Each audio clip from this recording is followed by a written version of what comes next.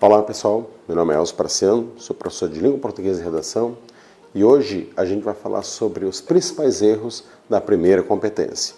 Vamos lá? Mas antes, dá uma olhadinha, verifica se você está inscrito no nosso canal, caso não esteja, se inscreva.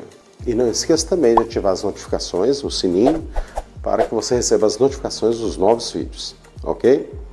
Também não esqueça de dar um like no vídeo, agora mesmo. Caso você não goste, no final você tira o like.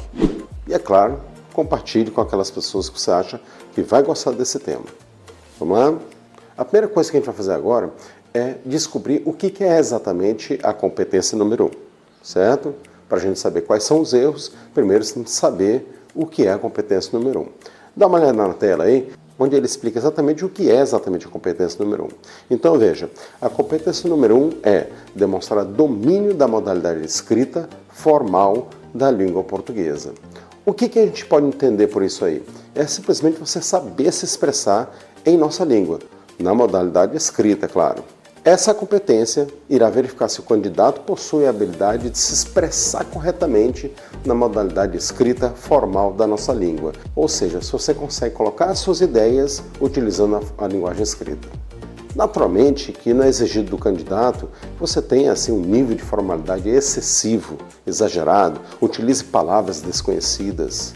Não é exatamente isso que se quer, certo? Mas o que se quer é que você consiga manter um bom nível vocabular, um bom nível de escrita, use palavras do dia a dia, ou seja, você não deve então tentar utilizar palavras totalmente desconhecidas. É claro que você conhecer uma palavra que ela de repente é um pouco mais desconhecida, e isso acaba dando um charminho a mais na sua redação.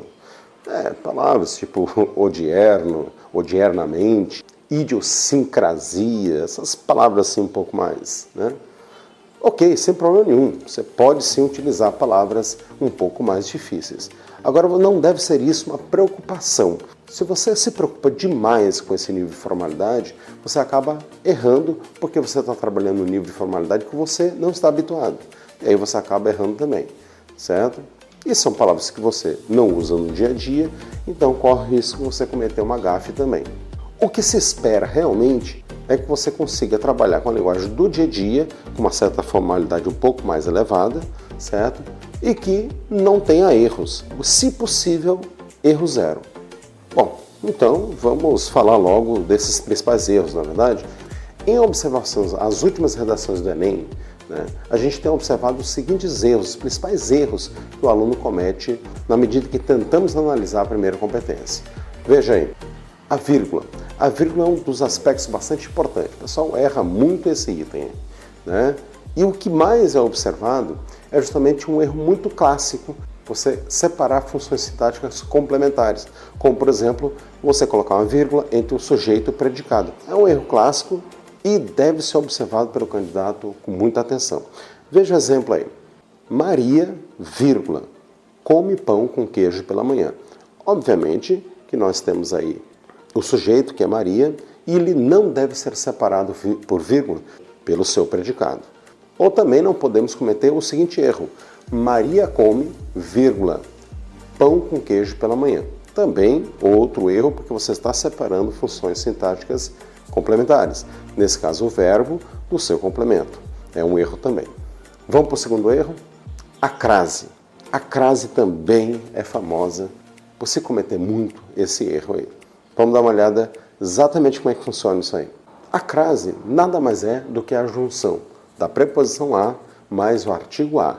Então, se temos artigo a, nós temos logo após o artigo a um substantivo feminino. Então, não tente colocar a crase, por exemplo, diante de palavras masculinas, porque palavras masculinas têm o artigo o e não o artigo a. Então, essa regrinha aí já elimina 80% dos erros possíveis dentro da crase. Veja o seguinte exemplo aí. Eu vou ao cinema. Nesse caso, a palavra cinema é uma palavra masculina, o cinema.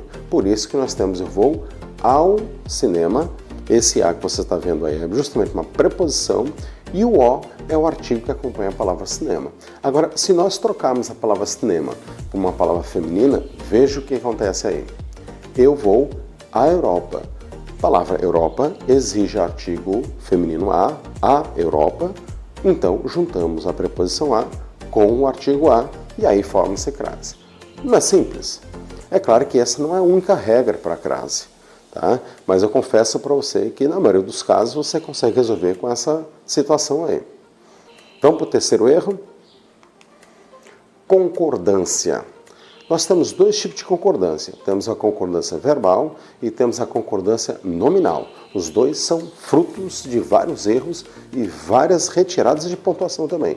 Veja só, a concordância verbal é quando há uma sintonia entre o verbo e o seu sujeito, em se tratando das flexões de número e pessoa. Certo? Exemplo, Pedro e José saiu ontem à noite. Veja, nós temos dois sujeitos, não é?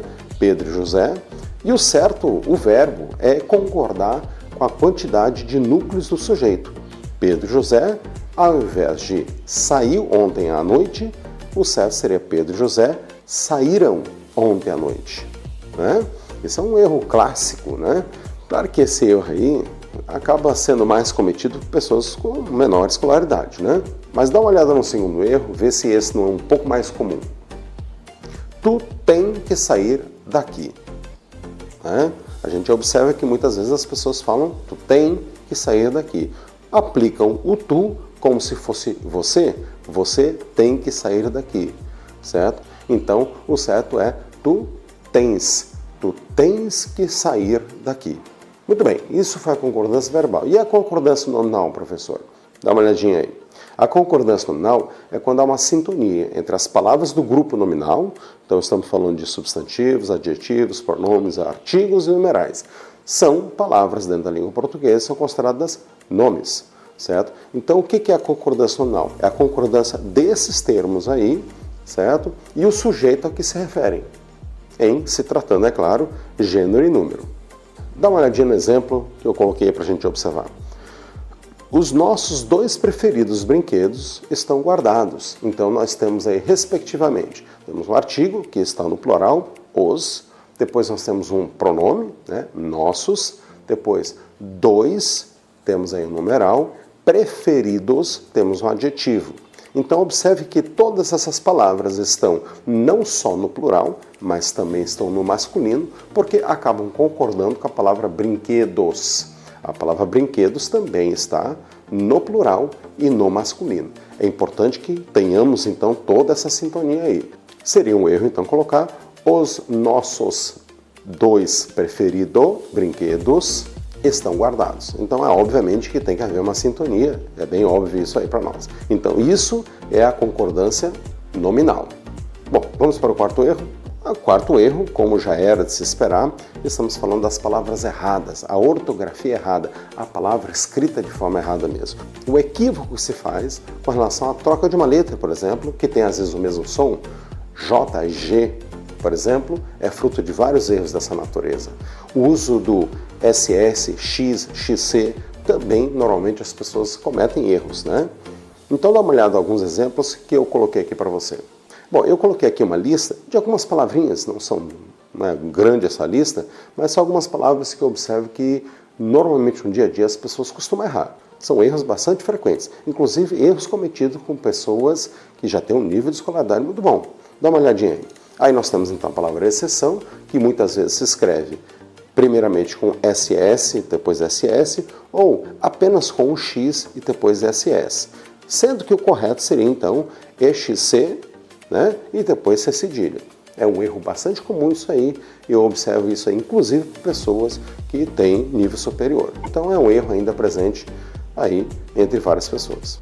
Outra palavra é a palavra privilégio, né? Que as pessoas costumam colocar, não sei exatamente porquê, privilégio ao invés de privilégio, certo? Bom, eu não sei porquê, mas as pessoas erram.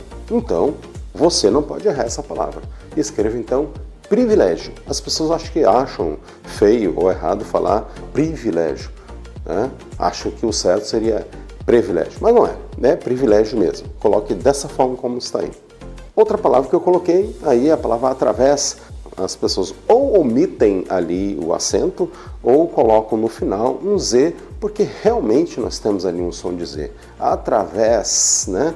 Através, nós temos ali realmente um sonzinho de Z no final, né? Mas é uma característica da fonética da letra S, nesse caso aí, e a gente precisa respeitar as regras, porque essa palavra ela não é escrita com Z, mas sim com S, certo? E com acento. Outra palavra que eu vejo até escrita em parede, em salão de beleza e tudo mais, é a palavra sobrancelha. A palavra sobrancelha normalmente é escrita como sobrancelha, como se viesse da palavra sombra, mas não é, né? A palavra correta é sobrancelha e não sobrancelha, certo? Escreva sobrancelha, então. Outra palavra muito comum é a palavra beneficente, e as pessoas acabam falando e escrevendo beneficiente, né? Também não há muito motivo para esse erro aí. O certo, então, é beneficente. A palavra supérfluo, aí nós temos uma troca aí de fonemas para deixar realmente um pouco mais fácil, é verdade, né? A palavra supérfluo, comumente ela é escrita ou falada como supérfluo. Realmente mais fácil falar supérfluo, mas está errado, né? O certo é supérfluo. E depois, para completar essa nossa lista aí, essa nossa mini lista, nós temos a palavra empecilho, em que as pessoas insistem em falar e escrever empecilho, quando o certo é empecilho. Escreva empecilho também. Vamos para o quinto erro. O quinto erro, aqui na nossa lista, e o último, se trata, é claro, da acentuação gráfica, que também é fruto de muito erro aí, certo? Tome cuidado, né? Nós temos uma regra bastante detalhada dentro da nossa língua com relação à acentuação gráfica e deve ser observada. Mas às vezes são erros muito comuns, são muito bobos. Uma palavra que as pessoas costumam muito errar é a palavra caju, né? Acham que, nesse caso, caju teria acento, né? Eu não sei por que as pessoas erram tanto a palavra caju e botam acento. Sempre, ou na maioria das vezes que eu vejo a palavra caju escrita, ela está com acento. Ok, pessoal? É isso aí. Você gostou desse vídeo? Não esqueça então de curtir, compartilhar e verificar se você está inscrito no nosso canal. Tá ok? Até mais. A gente se vê no próximo vídeo. Até mais. Por que você... Espera aí, só um pouquinho.